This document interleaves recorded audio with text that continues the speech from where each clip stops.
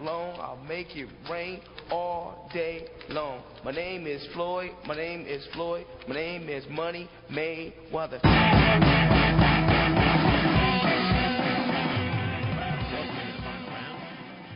Right here on the Blaze, 1330 AM. We got a great show for you tonight.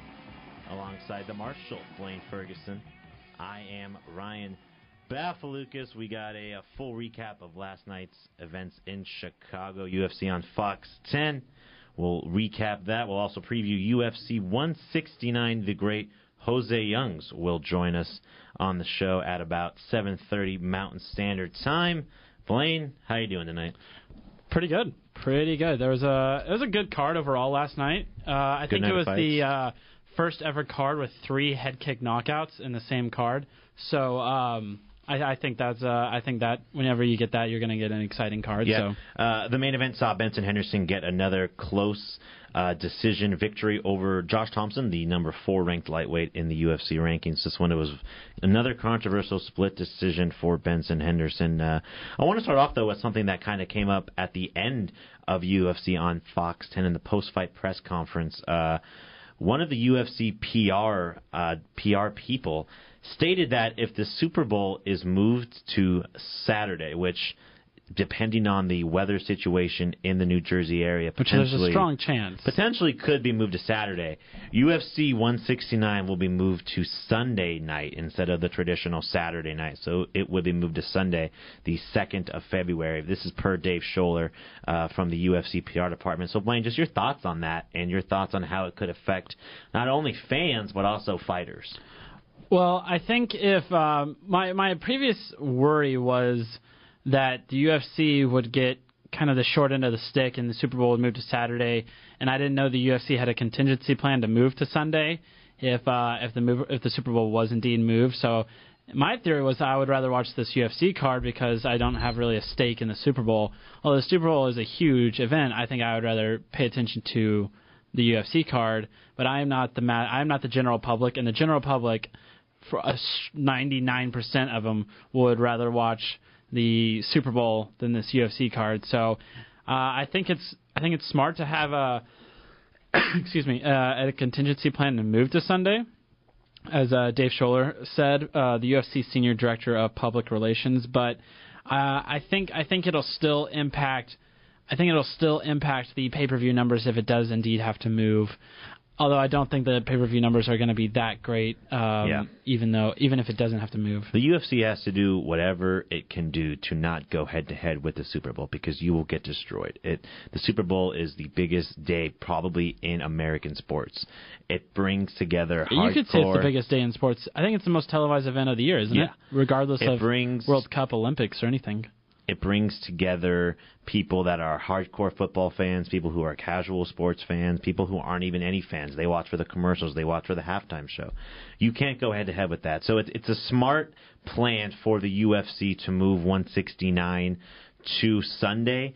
I think another potential day could have landed on was Friday, maybe, just because Sunday, the pay-per-view starts at 10 o'clock in the East.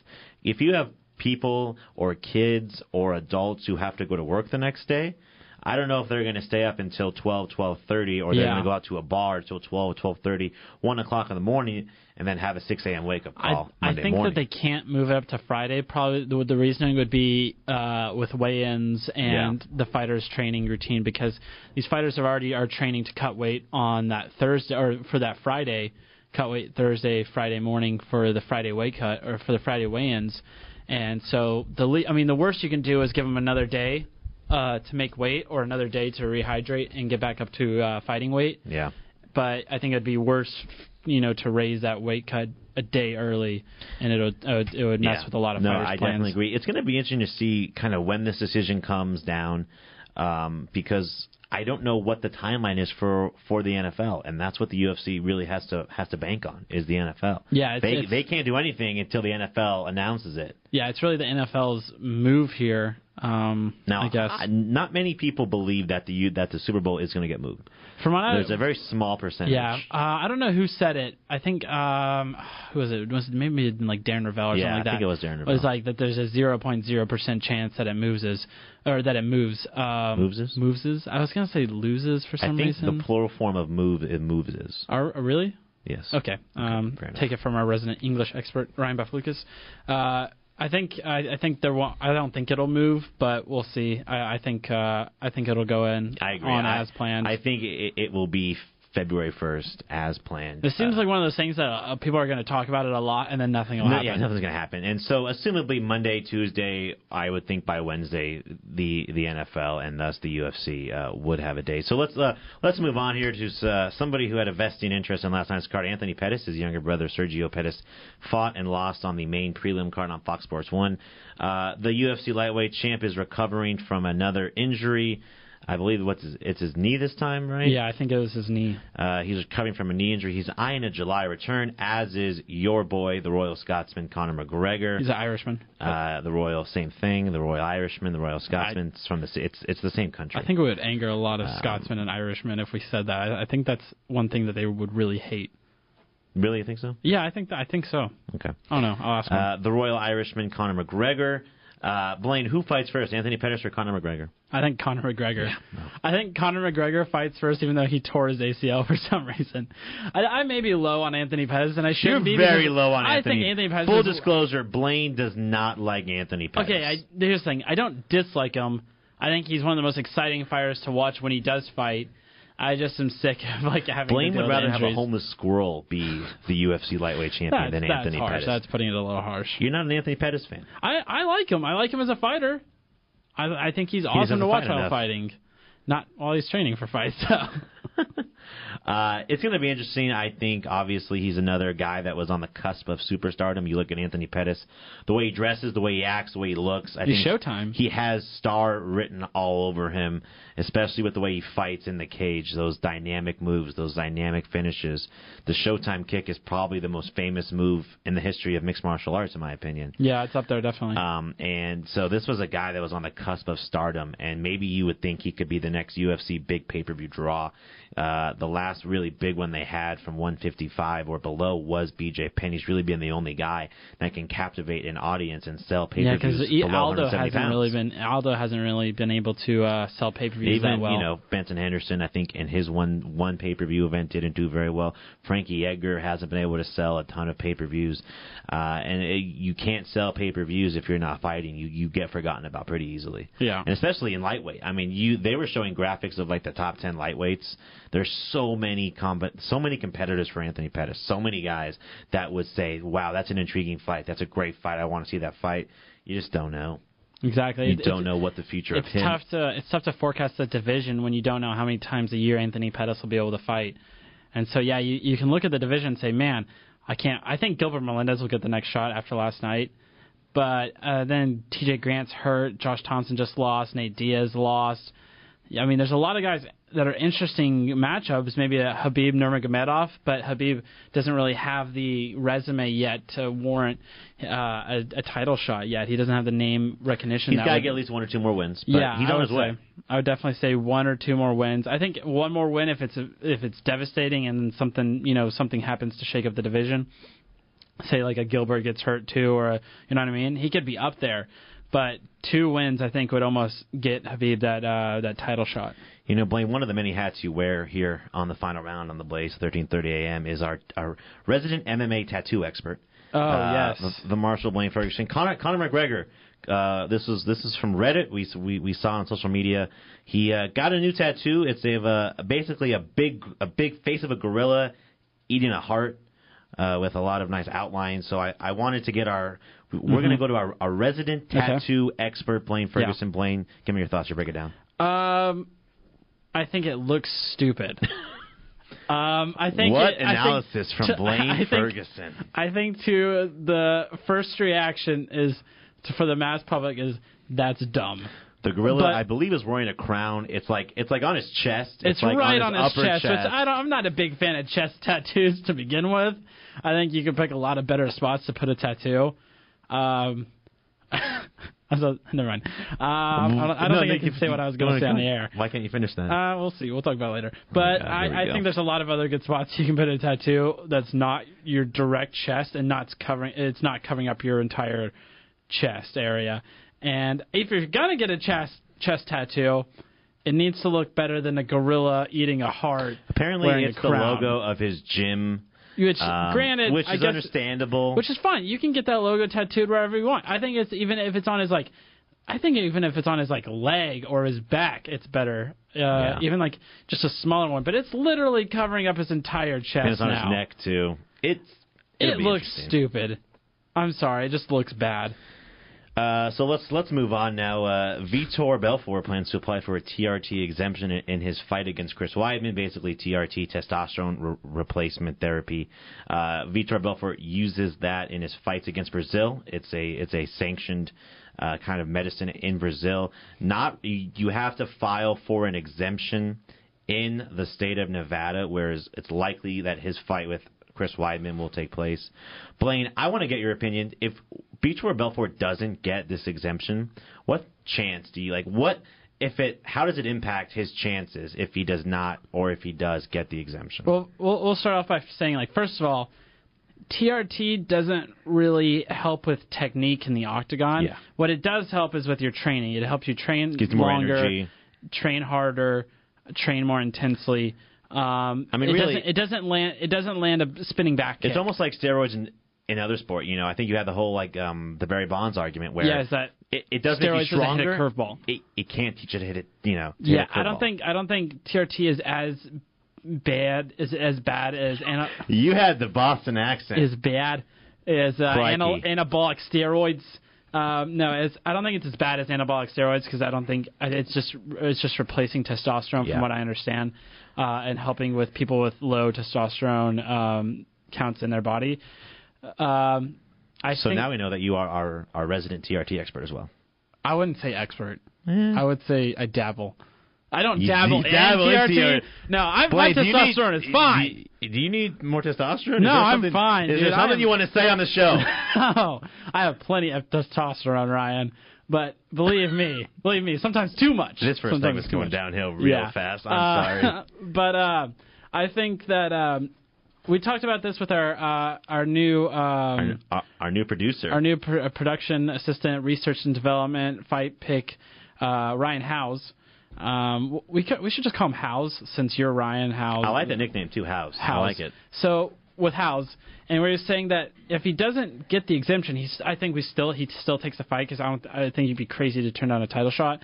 But I think it significantly lowers his chances of winning the fight. Now I still think he has a good chance. I think he has a better chance than a lot of people are giving him.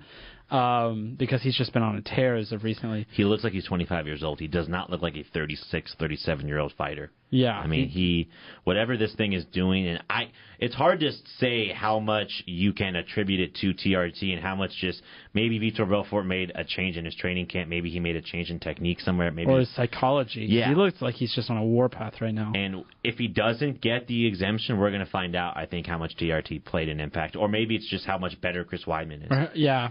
We don't know a lot about Chris Weidman either. He beat Anderson Silva by, quote unquote, two fluky things. Yeah. Especially that last one this past December. Yeah, I mean, you could say the first one was I think it was a solidified win. I agree. But again, Anderson was kind of, showboating, putting his face out there. Vitor's not going to do that. No, he's not. Vitor's going to blitz at Chris Weidman with his hands up and look for a devastating shot. And so, yeah, it's going to be interesting to see. There's a lot of questions going into that fight. And I would expect it to be around April, March, maybe. I think it's going to be the Memorial Day weekend in April. Is that May? May 20-something. Yeah, I could see that. That would make sense. All right. Let's go to some Bellator news.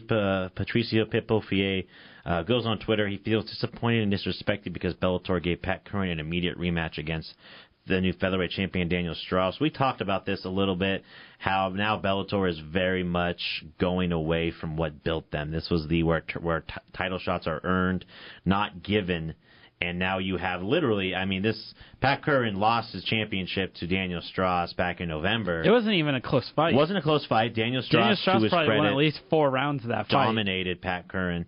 And you would think that Curran would have to move back into the tournament pool and fight 3 fights. Which other champions have had to do in the past. Exactly. No, it's Pat Curran will fight Daniel Strauss again. It's not a good thing for Bellator when you build your product on this notion where you're almost taking a shot at the UFC, saying that, maybe guys come in there and get title shots after 1 or 2 fights, a la a Brock Lesnar, a la, a Gilbert Melendez. But in Bellator, they're earned, not given. Well, you kind of just gave Pat Curran a title shot. Yeah, no, it's. I think it's a big hypocritical move on the side of Bellator.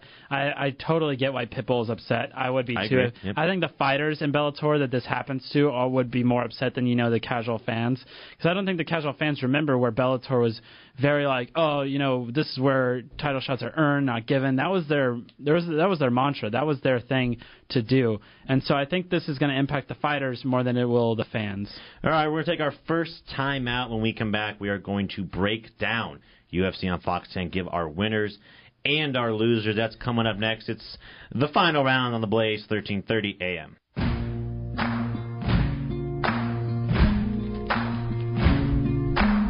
Little Johnny Cash. Blane Ferguson bringing it back. I've decided in the break,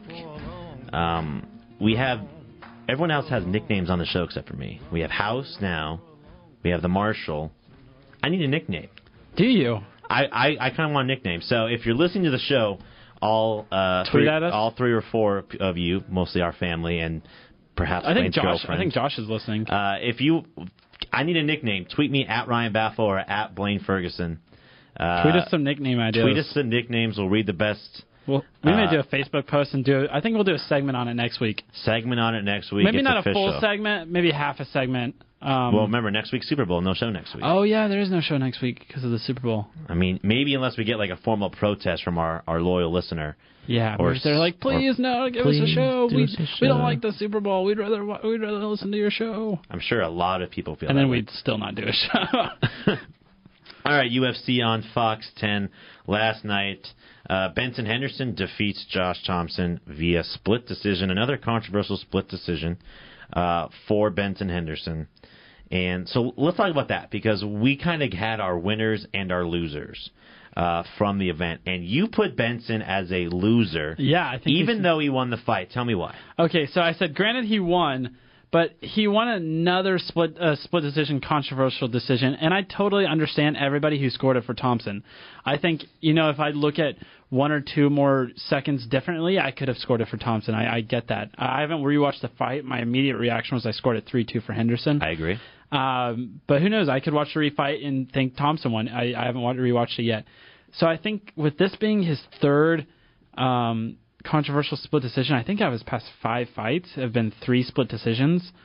I think it maintains his status as a fighter who can't finish his opponent, because this is also his 8th straight win that has come by decision. I don't think he's won a fight by finishing his opponent since Donald Cerrone in WEC. I think he subbed Donald Cerrone. That is correct. That was back in 2010. Okay, so it's been 4 years now, if not almost 4 years, since he's actually finished a fighter. So I think with this decision, I think it just kind of keeps his name almost in the mud, where people are like, oh, it's going to be another controversial decision when Ben Henderson fights. At least with GSP decisions, he dominated, and he looked good doing it. Henderson is just, every single time so far, has been kind of like... The only guy who Benson has dominated was Nate Diaz. Yeah, he did dominate back in December 2012. The first Frankie Edgar fight, I scored it 4 rounds to 1 Benson. A lot of people scored that fight closer. The second Edgar fight, I scored it 4-1 Edgar. I scored it 3-2 Edgar. So... Listen, the Benson Henderson style just forces you to be in a close, grinded-out fight. His jiu-jitsu, his grappling, his clinch work, they nullify what you do best. Josh Thompson, I'm going to give you some of the punch stats here. Well, here's the thing. Before you say that, okay. I wasn't really impressed with Henderson's grappling yesterday. Josh Thompson was getting his back routinely, especially in the first round. And even after apparently Josh Thompson had broken his right hand from what he told his corner. Yeah. He was still getting Benson's back. And from what I hear, that Benson is a world-class jiu-jitsu practitioner. He is a black belt, strong wrestling background. I mean, Thompson was a wrestler at Stanford, but I feel like Henderson shouldn't have given up his back that easily so many times. Josh Thompson landed 19 significant strikes last night. Benson Henderson landed 46 of 91 for a 51% mark. Total strikes, Benson landed 114. Josh Thompson landed 33. Takedowns each had 4. Benson was 4 of 4. Josh Thompson was 4 of 11. So just numbers-wise. Now, I understand numbers don't tell a fight. Because you score it round by round. You score round by one, or round by round. But numbers-wise, it shows a pretty significant gap for Benson. Now, I scored round 1 for Thompson. I thought Thompson won round 1 clearly. Yeah. I thought Benson won round 2 very close. Benson, I thought, clearly won round 3.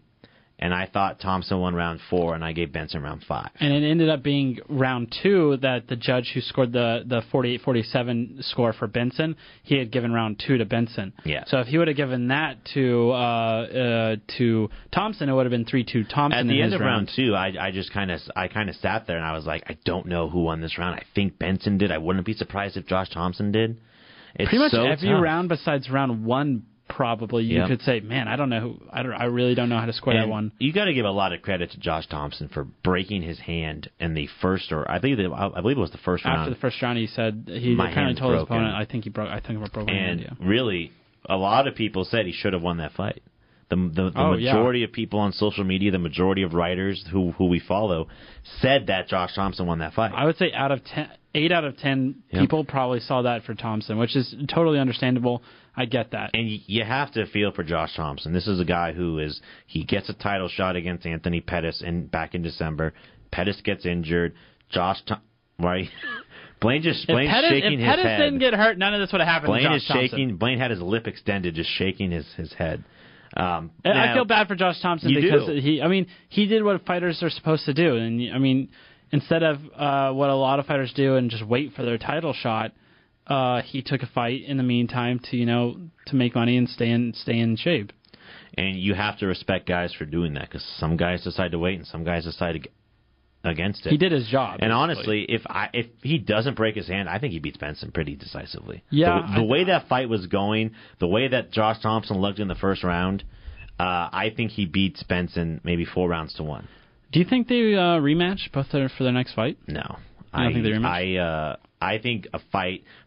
Thompson's, first of all, sounded like he wanted to retire. He was sounding strongly. He said this may be it. He kept saying this may be it. He kind of wants to get a job on television, maybe for Fox commentating or for Fox doing the kind of the pre or post fight shows. Excuse me. I think a name for Josh Thompson could be Gray Maynard. Both guys coming off losses. Benson Henderson. I kind of think the fight to make for Benson is Khabib Nurmagomedov. Yeah, I like Cerrone more for Thompson. Okay. I don't know. Cerrone wants to fight 6 times this year. Typically, and I don't know when Thompson's going to be back. Typically, the UFC likes to match guys who win, like both guys won their last fight or both guys lost their last fight. Yeah, sometimes. Sometimes. In a perfect world, that's kind of how they like to do it. I think Maynard's a little bit too far on the end of his career. If not, I don't think he's a top 10 fighter anymore. So I don't think Thompson should have to go that low. So you want Cerrone for Thompson?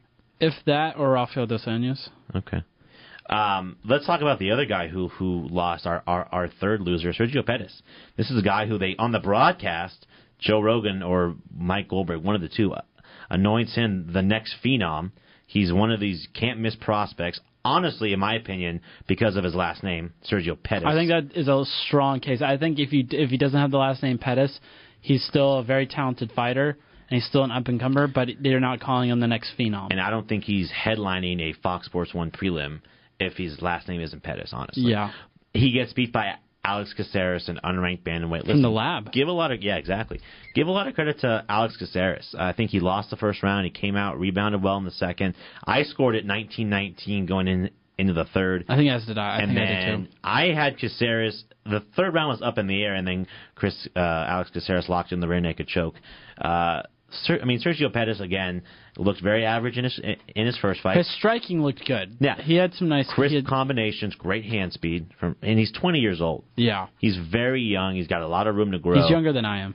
He's about to be younger than me because I turn 21 soon. But when you look at Pettis, to me, he's 5'6". He's not a bantamweight. Because Blane and we were watching the fight, and I go to Blane, can you imagine this guy against Renan Barão? No, I think he would get steamrolled by Renan Barão. Or Urijah Faber. I don't think any of the top 10. Urijah Faber is small. I think he's 5'6" as well. But Urijah Faber's built. Yeah, he is. And huge. Sergio Pettis he's jacked. is just not very built. To me, he's a typical flyweight. He's not a bantamweight. I hope that they end up moving him back down to 125. He said that his body is growing, and he says that his body is still growing, and he kind of needs. To me, he just doesn't want to cut weight. Yeah. I think he looks like a natural flyweight. I think he could do a lot of damage in the flyweight division. Our next winner, though, is Donald Cerrone. We talked about him a couple times. What's going to be next for him? He wants to fight 6 times this year in the UFC. He wants to beat the record for most times in the UFC in a year. He already has the record for most bonuses with 13 in WEC and UFC combined. He has 13 of the night bonuses. He added his 13th last night with a KO the night with a head kick against Adriano Martins. That just went right to the neck, and Martins didn't even see it coming. And so I think Donald Cerrone looked really impressive. I think with the new lightweight champion, he's 1 or 2 away from a title shot. Yeah, no, it's very interesting. And again, it's hard to talk about the lightweight division because you just don't know about Anthony Pettis. You don't know when he's going to fight. Donald Cerrone is kind of the typical. He's the lightweight Ryan Bader. This is a guy who, when you put him against even competition or competition a little below him, he looks fantastic. And when you put him against the Nate Diaz of the world, the Benson Hendersons of the world, he looks comes out flat. He comes out flat. He looks very mediocre. And some guys are just at that level. They just are. Donald Cerrone's a veteran. You look, his last losses, Rafael Dos Anjos, highly regarded prospect. Anthony Pettis, champion of the lightweight division. Nate Diaz, number 1 contender for a while. So he's kind of hasn't had that step up in competition yet. His last wins, you look at Adriano Martins, Evan Dunham, KJ Noons, Melvin Gillard, Jeremy Stevens. No, yeah, he needs a top 5 he needs a big opponent. He needs a top 5 win to get that title shot, or else he'll just stay kind of maintaining his status at 6-7 range. Who do you think they give him next? If I put a gun to your head, I say Blane. I said I like Josh Thompson. I like that fight for him. Or I like. It just depends because he wants to stay really active. I wouldn't be opposed to him versus Gilbert for the number 1 contender. See, they're looking for an opponent for Khabib Nurmagomedov. Apparently, Gilbert Melendez, they couldn't get that done. Nate Diaz apparently turned the fight down. They're looking for someone to fight Khabib, and Donald Cerrone will fight anybody, anywhere. Donald Cerrone would walk into this room and fight all 4 of us in this room, and he'd probably win. Even Big Brian. Yeah, Brian's a big guy, but Brian's a big guy. I think Cerrone still easily takes us on. Yeah, I would cry and leave the room right away. I think pretty much anybody in the UFC probably easily takes us on. Maybe we can get like a 15 flyweight and just kind of all like you grab a leg, I grab a leg, and then Brian and Hal's kind of just do the work. Yeah, randomly. We just hold on to a leg. We'll see how that works. But how do we talk? We'll get the R&D department on that. All right, we're going to take a timeout. When we come back, Jose Youngs from ArizonaSports.com will join us. You're listening to the final round on the Blaze, 1330 a.m. Ooh, baby, I like it raw. Yeah, baby, I like it raw. Ooh, baby, shimmy, shimmy, yeah, shimmy, yeah, shimmy. Come on. We have Jose on the line. We're trying to have a professional show here. It's ODB, but it's basically Wu-Tang Clan there. Blane is our resident DJ today. As we said before going to break, we have our first guest of the 2014 year. Who else? Our good friend. We thought it was only fitting we would bring him on. Jose Youngs, ArizonaSports.com, and now the newly formed Cage Side News. Jose, how you doing tonight? I am good, guys. I like how you dropped the Cage Side News right there. We did drop the Cage Side News. How is the weather in Rhode Island right now? Are you in kind of that winter polar vortex? It's it's weird weather because one day it'll be about 6 degrees and snowing, and then the next day it'll be about 55 and raining, so it'll melt all the snow and then you just get slush. So it's had a weird up and down the past few weeks, but right now it's about 11 degrees. All right, well, it was a nice balmy 72 today, so not to make you jealous. I actually wore a tank top outside today, just to let you know. Wow, going tank. All right, Jose, let's get to 169. Renan Barão versus Urijah Faber also got Jose Aldo against Ricardo Lamas. So which fight at UFC 169 intrigues you the most and why? I am going to say neither of those two you mentioned, and the one I am most looking forward to is Overeem. But if I'm gonna talk between those two, no, hang on. Why Overeem? Because I've been a huge Overeem fan for a long time. I kind of think the first two championship fights were one-sided on both of them. I think, and obviously, if Mir or Overeem loses, one of them is going to be gone from the UFC. Mir's obviously been one of the longest tenured fighters, and to think of a heavyweight division without Frank Mir hanging around the top 10 is a weird thought. And obviously, Overeem came in with all this hype, demolished Brock Lesnar. He's a heavyweight champion in 3 other promotions. So just thinking of him riding a 3-fight losing streak and then leaving the UFC not only empty-handed but embarrassed, it's just a weird scene for me to comprehend. Talking about the main event, Jose, do you think this is Urijah Faber's last chance to win a title? 100%. If he doesn't, if he gets finished spectacularly like Barão did to Eddie Wineland, he's never going to get another title shot at 135. But if it's a back-and-forth war, like if you see a Jones-Gustafsson fight, I think Dana White will find it in his heart to give him another title shot. If he wins his next one after Barão, because the 135, I can't really think of a lot of other contenders right now. All right, Jose, Dana White came out earlier this week and said Renan Barão, who has won 33 straight fights, including all of his fights in the UFC, is one victory away from being named in his opinion, being the best pound-for-pound fighter on the planet. If Barão does beat Faber, where do you rank him pound for pound? I think it depends on how he wins. If he wins, if he finishes him with a spinning heel kick, then he could easily be number one. But he also said Dana also said the same thing about Chris Weidman. If Chris Weidman beats Vitor, then he should be number one. So I think if Barão does finish him spectacularly, he'll be in the top 3. I just don't know if it's enough to surpass Jones or Aldo right now. Yeah, I literally put my next question, Jose, was going to be, I'll just read it as I have it written on the document. He also said that if Weidman beats Vitor, he is the best pound for pound. Who would have a stronger argument after a win, Weidman or Barão?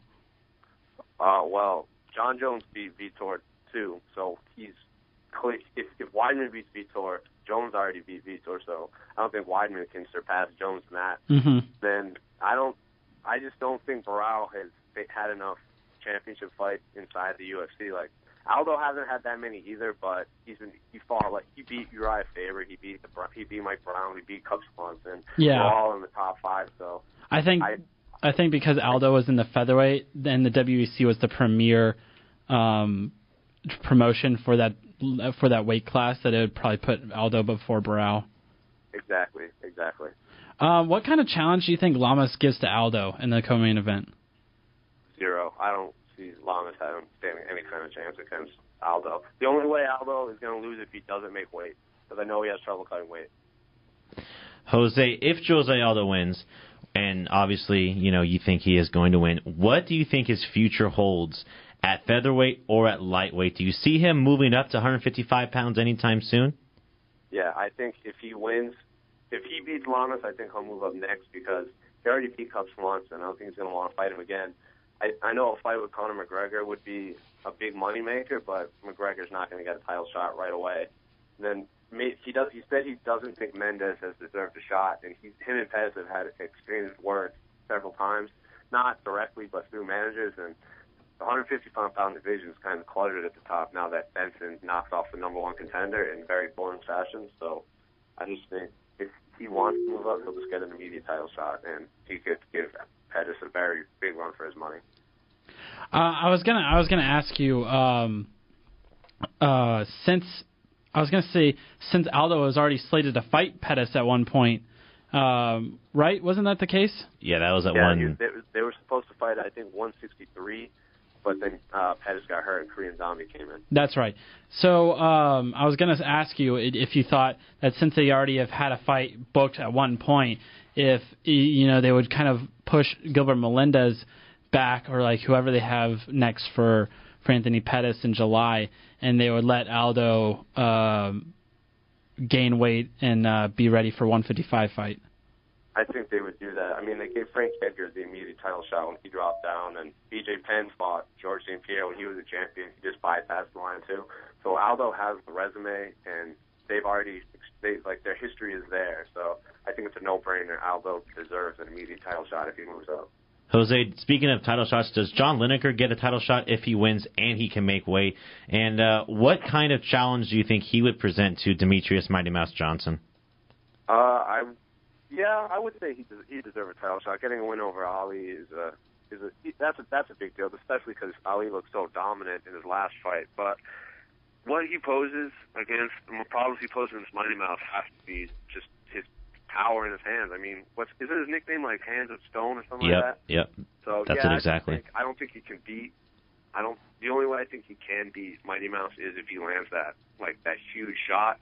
But you saw Mighty Mouse absorb that overhand right that Moraga just clocked him out of nowhere. He sent him flying back, and he just bounced off the cage and took him down. So I don't see many 125-pounders posing much of a threat to Mighty Mouse either. I think that's pretty locked for a while. Jamie Varner's kind of had an up-and-down career in the UFC, and we just wanted to kind of get your thoughts about him and his fight with Abel Trujillo, and who you have in that fight. I mean, I like Jamie Varner a lot. I'm pretty good friends with him. He's been on the Power MMA show a few times. Always an interesting guy to talk to. He's not many people know this, but he's been fighting for a long time. He was a WEC champion.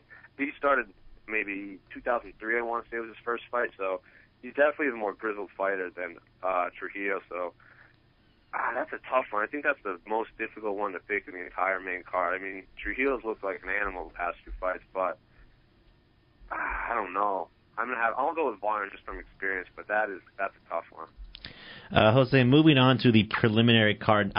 Honestly, not too many names that I know of the 4 fights on Fox Sports 1 and I believe the 3 fights on UFC Fight Pass. Give me one fighter or a fight on the prelim card that you are looking forward to watching. I like the Clint Hester versus Andy Enns fight because I always tune into The Ultimate Fighter, not for the drama, but for the fights themselves. I mean, I do like it's two coaches I enjoy. Like I'm absolutely gonna watch BJ Penn and Frank Edgar. It's kind of why I tuned into Clint Hester was on Team Jones, and I think Clint Hester was the most impressive fighter to lose in the house because he got taken down, but he was doing a lot of damage from the bottom. He was throwing elbows and punches off his back, and if he didn't get rolled over and flattened out, he was well on his way to winning that round, even though he was on his back. Kind of surprised me that Jones picked Bubba McDaniels to go into the wild card over Clint Hester, but I was in the building for the Ultimate Fighter finale he was in, and Hester knocked his opponent out with an overhand elbow. Yeah, that was devastating. Elbow. So I think he has I don't think he's a championship, but I think he's one of those fighters where every time he enters the octagon, something exciting is going to happen, whether he wins or loses. So I'm pretty excited for that fight. Jose, I wanted to get your opinion on UFC Fight Pass and the way that the UFC is now moving their online prelims away from Facebook and YouTube and onto UFC Fight Pass. What are your thoughts of that and of Fight Pass in general? I think I was at UFC 168 when they had the press conference revealing it, and they let all the journalists go and kind of check out the beta version of it. It looks pretty impressive so far, but they haven't obviously filled it up with content yet. Because the way Lorenzo Fertitta phrased it, it's going to be the Netflix for fight fans. So the way it was described to us was, say I want to watch an Affliction fight. They're going to have all the Affliction fights, all the WEC fights, all the Strikeforce fights. No IFL, unfortunately. All the Pride fights. So say I want to go watch Fedor fight Arlovsky in Affliction. I just type in Fedor Emelianenko, and then it gives me a huge catalog of Fedor, and then you can just pick that fight out. So right now, there's not all the fights aren't up yet, but once it's filled, because right now, if fans want to do it, it's free trial until I think March. So once the free trial ends, they're going to refill it.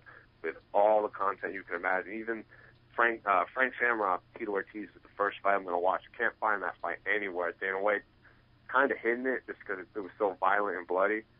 So it looks good on paper. I'm kind of nervous about the whole payment situation. I know Ben Folks of MMA Junkie sent out a screenshot of him trying to cancel his fight pass, and it wouldn't let him cancel, which is kind of alarming to me because they stored his payment info and they wouldn't let him cancel. So once they clear up the bugs, I'm very curious about it. Looking forward to 2014, Jose, since this is the first time you have been on the show this semester, which champion do you think is going to be the first one to be dethroned? And then also, what is one thing that you want to happen in MMA in 2014?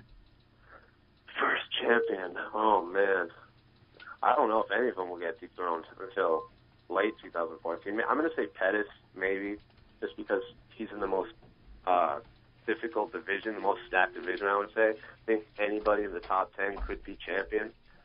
If Weidman gets past Vitor, then I think he has smooth sailing for a while. Kane's not fighting until late 2014. Cormier, maybe. If Cormier can beat Evans, he could possibly beat Jones. Other than him, maybe Gustafsson. But other than that, I don't really see any champion really losing. Maybe Rousey to McMahon. That's a good one, actually. I think McMahon could beat Rousey for sure. All right, and what is your one thing that you want to happen in MMA for the year 2014? I'm going to be cliche, and I'm going to say I want the judging fixed. I mean, I'm sure you guys have talked about it. I'm sure you guys will talk about it for the rest of 2014. Josh Thompson won that fight yesterday, and I'm just tired of seeing the wrong fighter have their hand raised at the end. All right, that's Jose Youngs. You can read his stuff on ArizonaSports.com and CagesideNews.com on the Power MMA show on Saturday afternoons. Jose, we wish you the best in Rhode Island and look forward to talking to you again soon. Thanks for having me on, guys. All right, man, take care. Jose Youngs on the Power MMA show. We're going to take a timeout. You're listening to the final round on the Blaze, 1330 a.m. Blane Ferguson on point tonight. DJ Blane. I thought you didn't like Shimmy Shimmy Yeah. I didn't like the fact that you kind of yelled in like a high-pitched voice, Shimmy Shimmy Yeah. Shimmy, I do love shimmy, you some yeah. Nirvana. That's how he says it, though. Did you ever see those like backed up things on Twitter? That's basically like the kid on the Nirvana cover is like 24 years old now. Oh, yeah. He's like 23, I think. Yeah, I think that every year we see something like that the kid on the Nirvana album is now whatever age he is currently. Every year they update us. Can you imagine being that kid, though, like on the Nirvana album? Like, that's you? Like, yes. I mean, I don't think he's like famous or anything like that. I just think he kind of lives a normal life. How would you even like prove that? Anyway, moving on. I mean, we talked a lot of weird stuff. It's been a weird. I'm sure he has proof. It's been a weird show so far, but good talk with Jose Youngs. You can read his stuff on ArizonaSports.com and CagesideNews.com. Segment 4, we're going to play a little odds makers here. We're going to do odds for UFC 169. Then we're going to give our predictions. Blane, myself, and our new producer / research extraordinaire, House, is going to give... not House. So, okay, it's not like Eddie House. Spell it. Howes, correct? House. Yeah, he says correct. House? With a Z. No, with an S. Is it pronounced like a Z, though? Just like cows. Cows. I'm sorry. I'm bad with names. Cows with an H. He's going to make his predictions debut. Our last board op, or our last production assistant / researcher, Steve, destroyed me in our picks. We'll see what happens this time. All right, so let's do some odds, Blane. We talked about John Lineker and his inability to make weight. That's almost the biggest question mark right now for John Lineker, is the fact that is he going to be able to make the weight? So what are the odds that John Lineker misses weight? I want to let you take the first one. All right, I'm going to go 10%. And I say that only because I've heard that John Lineker is going to get with Mike Dulce. And the fighters who train and who are coached by Mike Dulce don't miss weight. They don't. Most recently, it was Ronda Rousey who helped who got helped by Mike Dulce. He's kind of like a nutritionist, dietitian. He helps fighters cut weight very safely and very healthy, because cutting weight can be one of the most difficult. It's typically the most difficult thing fighters do, is having to cut weight. Johnny Hendricks cuts from like 210 to 170. He hires Mike Dulce. John Lineker is a big flyweight. I believe he missed weight by about 3 or 4 pounds last. Like he didn't even get close in his last fight. He's missed weight a bunch, but I think with Mike Dulce, I also think Lineker knows that if he wins this fight, he's now won 5 or 4, I think 5 in a row at flyweight. If he gets a finish, it'd be 3 in a row finishes at flyweight. I think he's going to get a title shot. I think he knows there's too much on the line, and he's not going to miss weight. 10%. I'm going to do a little math for you. Here we go. I'm going to do a little math for you. Let me get the pencil out. John Lineker has missed weight 3 out of his past 5 times. All right, so 3 out of 5. Let me get my passcode in first. Okay, no, you don't need to calculate it. No. Hang on. So 3 divided by 5, 0.6. If you put that into percentage, that's 60%. Move the decimal. Okay, so yes. So you move the decimal over 2 spaces. 2 spaces. Okay. 60%. That's what I say he misses weight, just because statistics backs me up on that. At least he's consistent, right? At least he's consistent. So again, I think he can get it with Mike Dulce, but I think I'm just using statistics to back me up. 60% of his past 5 fights he's missed weight, so I said 60%. I really hope he doesn't miss weight. I do too. I hope he makes weight and gets the title shot, because I think he actually presents a strong challenge. If he doesn't fight Mighty Mouse, who's going to fight? I mean, who in fight was going to fight Mighty Mouse? Is successfully cleaning out the division, because I think he's a top 5 pound for pound fighter on the planet. All right. Next up, odds. Now Jose kind of mentioned it. Odds the UFC cuts the loser of Mir Overeem. You're a little lower than me, so I'm going to let you go first. I'll tell you why. I said 60%, because I think if Mir loses, I don't think he gets cut. I think he retires. Ooh, I think you found a loophole in my question. I think they don't. Yeah, I did. You're unbelievable. I think they don't air it out as that he got cut. I think they let him retire, because he's honestly the most storied heavyweight in the UFC history. I think he has the most wins. I think he has the most fights in the UFC history in the heavyweight division. And so I think if he loses, he retires and does something, does coaching and stuff like that. Now, originally, Dana White came out and said that this is a win-or-go-home fight. The loser is going to be cut, be forced to retire, whatever. Now, I said 75%, and even I thought that was a little high, just because you have 2 guys that are very popular, Mir and Overeem. You can put them on a pay-per-view. You can put them on a Fox card. It's going to add about 50,000. People are going to want to see them. Alistair Overeem is very popular from his days in Strikeforce, from his days in Pride. Frank Mir, the former champion, as you said, one of the most decorated, if not the most decorated heavyweight in UFC history. I wouldn't be surprised if Mir retires. I think if Mir gets finished pretty violently, like we know Overeem is capable of, he'll say he's done. I think he's done. He's got a family. He's got a wife. He can open up a gym. He's made. He has a gym, doesn't he? I know he trains in Las Vegas. We know that he's made a ton of money. He's been on pay-per-views with Brock Lesnar. We know he's most likely going to be comfortable in life. So I said 75%. Blane goes 60%. Now, if Overeem loses, he'll get cut. Yeah. That'll be a cut. But if Mir loses, I think it'll be him retiring. Especially because Overeem's expensive. Yeah. All right. Odds, Jose Aldo moves up to 155 pounds if he beats Ricardo Lamas. I said 50%, just because if you look at the top kind of pound, the UFC rankings, Jose Aldo has beaten 1, he's beaten 3, he's beaten 4, and he's beaten 5. So I don't know what else is there. I mean, well, and okay, assuming he beats Ricardo Lamas, he's beaten Mendez 1, Ricardo Lamas 2, Frankie Edgar 3, Chan Sung Jung 4. The only other guy potentially is Cub Swanson. It's Cub Swanson, who he beat in WEC. Yeah. He ended that fight in about 12 seconds. I mean, the thing is, what else is there? What else is there for Jose Aldo at 145? And on top of that, Jose has stated that he has a hard time cutting weight and he does not really make weight. I think it's a recipe for him wanting to move up. And so I said 50%. It may even be closer to 60 or 70. I honestly, thinking about it strongly, I think it should be higher than what I originally had. I had it 40%. I think we both kind of want to higher than what we said. I would probably I would put around 60 to 70 now that I think about it. I think the only guys who he still has to fight in the possible, let's say the next year and a half that he would possibly fight would be Dustin Poirier or Conor McGregor. I think Dustin Poirier, because Dustin Poirier is putting together a nice string of wins and is a top 10 fighter. I think if Conor McGregor comes back, wins maybe 1 or 2 fights, there's enough money there, especially if they can put a card in the UK. Because Conor McGregor is easily the second most popular British fighter. Yeah, besides Bisping, correct? He's not British, he's Irish, but second most in that. Yeah, in the UK. Yeah.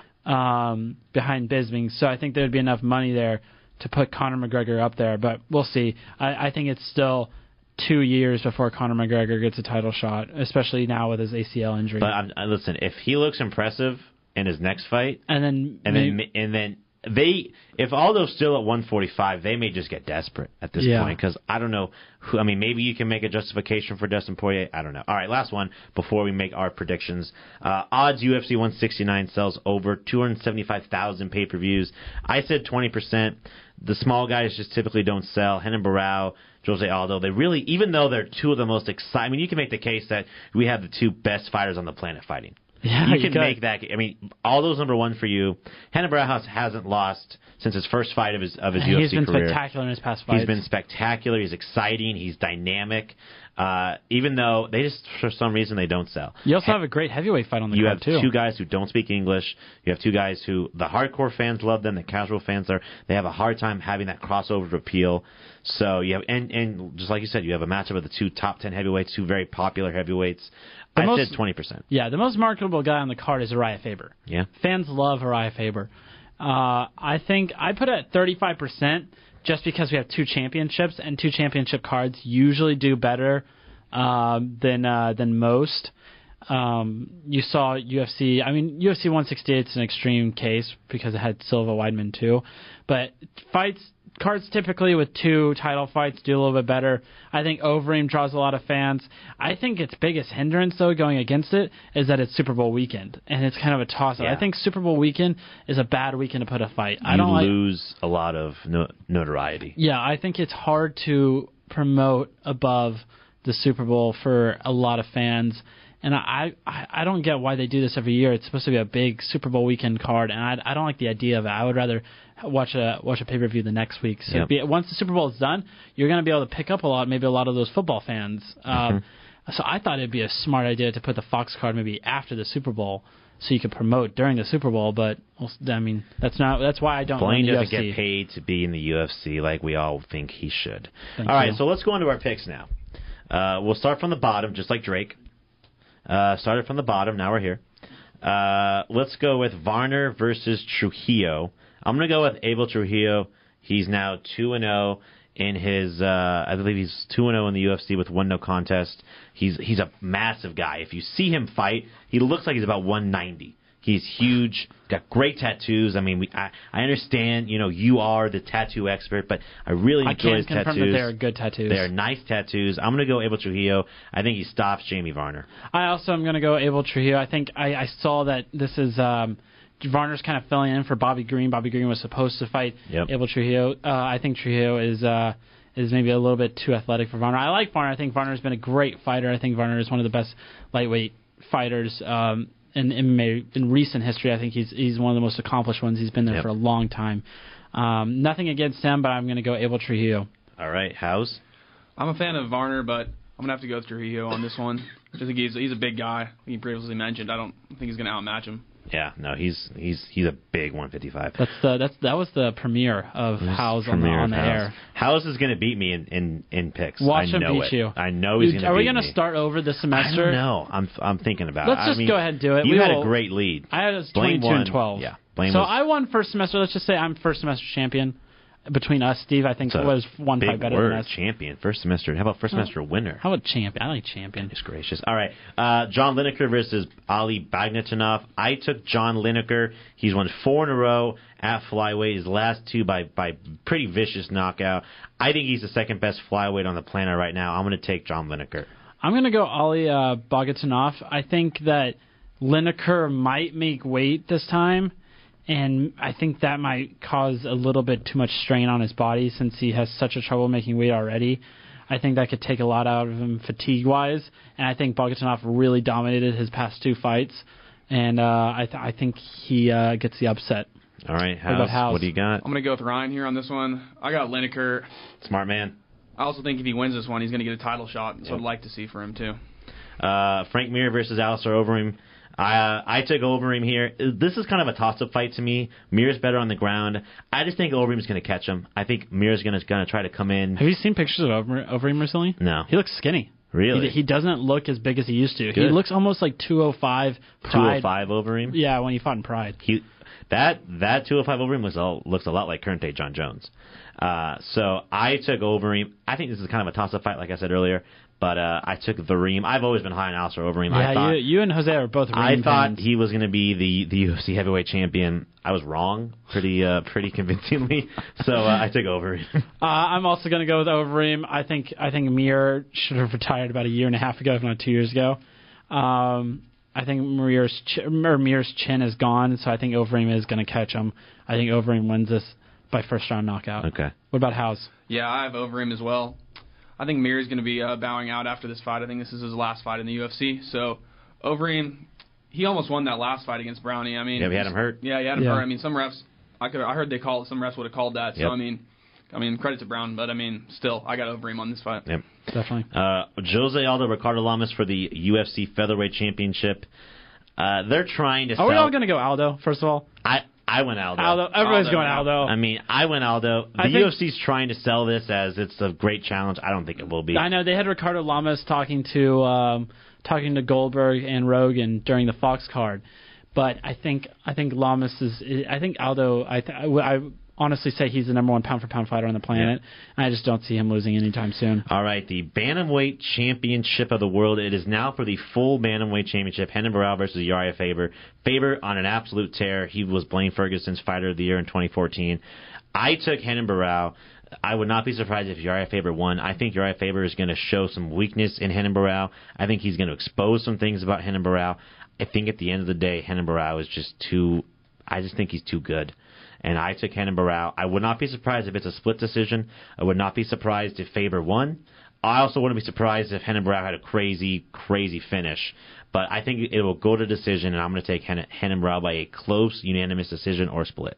I'm going to go with the California kid, Urijah Faber. I think that he is on a recent tear now that Dwayne Bang Ludwig has joined Team Alpha Male as their head coach.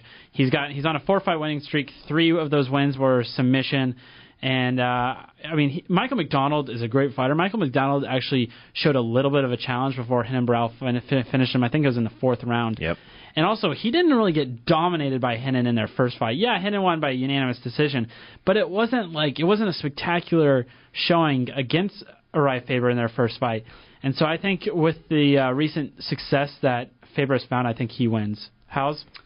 Man, I love Urijah Faber. He's one of my favorite fighters, My heart's telling me to go with Faber, but my head, my research, I don't know. Barão's, he's got that streak, and it's a daunting task. But I want to be California dreaming. I want to go Faber. I'm going to go Faber. Faber. Oh man. You wrote Barão. I wrote Barão in the Word document that we keep track of the show. To keep track. It's Switch going to be up great. on you. Yeah, it'll be a great fight. All right, that's going to do it for us. For House, for Blane Ferguson, I'm Ryan Bafaloukos. This has been the final round on the Blaze, 13:30 a.m.